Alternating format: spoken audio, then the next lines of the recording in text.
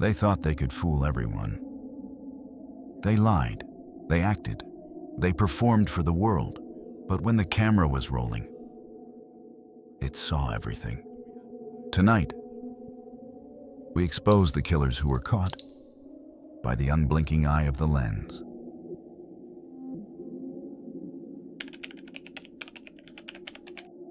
On August 13th, 2018, Chris Watts murdered his entire family in their Frederick, Colorado home. His wife, Shanann, was 15 weeks pregnant with their son, Nico. While she slept, Chris strangled her in bed, ending not just her life, but the life of the child she carried.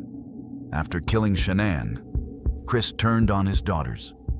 He smothered 3-year-old Celeste, then suffocated 4-year-old Bella, who fought back and begged for her life, whispering, "Daddy, no." At dawn, neighbors' security footage caught Chris backing his truck into the driveway, loading his wife's body and his daughters wrapped in blankets. Chris drove 45 minutes to a remote oil site. He buried Shanann in a shallow grave, then forced Bella and Celeste's bodies into separate oil tanks, each only 8 inches wide. Days later, Chris confessed. The footage and his behavior exposed him. For murdering his family, he received 5 life sentences with no chance of parole. Why would a man slaughter his own family? Investigators discovered Chris was having an affair. He wanted a new life with his mistress, one free of responsibility, free of his wife, free of his children. To keep his secret and escape his marriage, he chose murder. Cold, calculated, and heartless, he saw his wife and daughters not as lives, but as obstacles. But the cameras and his own behavior exposed every lie. For his crimes, he will die behind bars. Connecticut, 2007. The Petite family home became a nightmare. 2 intruders, Stephen Hayes and Joshua Komisarjevsky, broke in, targeting the family for money. Inside, they tied up Jennifer Petite, her husband William, and their daughters Haley and Michaela. William was savagely beaten, left for dead in the basement. Jennifer was forced to withdraw money from a bank. Meanwhile, the men terrorized her daughters. Hours later, they strangled Jennifer and set the house on fire. Haley and Michaela died trapped in the flames. Why? Greed and cruelty. They saw an affluent family and turned their home into hell. Survivor William Petite identified them. CCTV of their getaway car confirmed it. Hayes was sentenced to death, later reduced to life. Komisarjevsky, too, will never walk free. When Connecticut abolished the death penalty, their sentences became life without parole. Hayes now sits in a Pennsylvania prison, Komisarjevsky in Tennessee. Dr. Petite, the lone survivor, later rebuilt his life, remarried, and entered public service. Ontario, Canada. Jennifer Pan phoned 911, claiming masked intruders tied her up and shot her parents. Her mother, Beach Ha, died instantly. Her father, Han, barely survived. But detectives found Jennifer's story rehearsed. She had orchestrated the hit, hiring men to kill her parents. Why? Her strict upbringing, her lies about school and jobs, and her forbidden relationship pushed her to plot her parents' murder as a way to free herself. But the story began long before that night.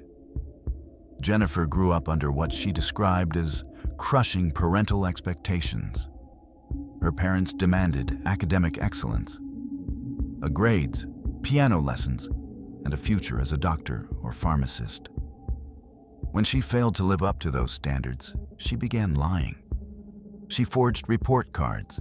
She pretended to attend university classes. She even staged a fake graduation. For years, she lived a double life built entirely on deception. When her parents discovered the truth, they cut off her freedom. They forbade her from seeing her boyfriend, Daniel Wong, a man with a criminal past. In Jennifer's eyes, her family became a prison. So, she plotted the unthinkable. She and Daniel hired hitmen to stage a home invasion. The plan: kill her parents, inherit money, and live freely together. But it all unraveled when her father survived. From his hospital bed, Han told detectives the killers spoke casually to Jennifer. Not like strangers threatening a hostage, but like partners in crime. Her lies collapsed, just like her story. Tell me what happened. I told you what happened. Okay, all of it. You did. Okay, all you have to do is tell me right now that, Bill, yes, I made a mistake. Bill, yes, I made a mistake. This plan was for my parents. That's that's the only issue here. It's not about everything that happened that night. We know what happened that night, okay? But we also know that you made this plan for them, not yourself. Okay? Or it's not going to go to that. Okay, give me a second.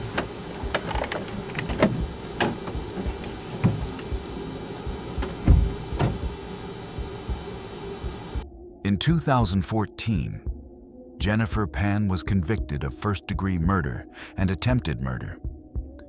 She is serving life in prison with no chance of parole for 25 years.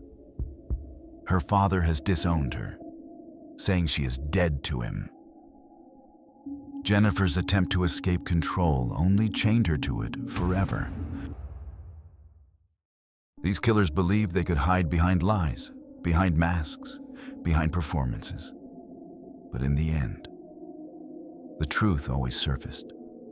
Their crimes destroyed families, their trials shocked nations. And now, their stories remain as warnings. Every secret leaves a trace. Every crime leaves a mark. This is the last line. If you want more true crime stories told with the raw voices of the guilty and the innocent, subscribe. Because these stories are far from over.